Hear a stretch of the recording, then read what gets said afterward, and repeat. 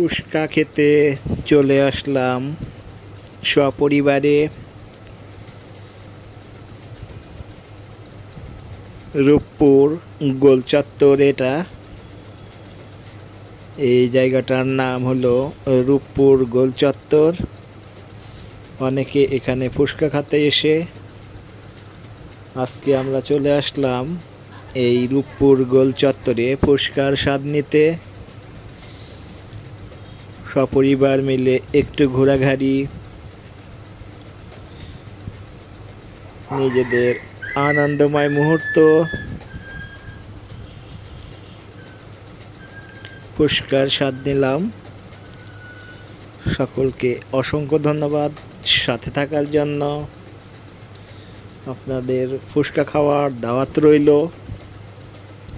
সকলে চলে আসবেন রূপপুর গোলচত্বরে।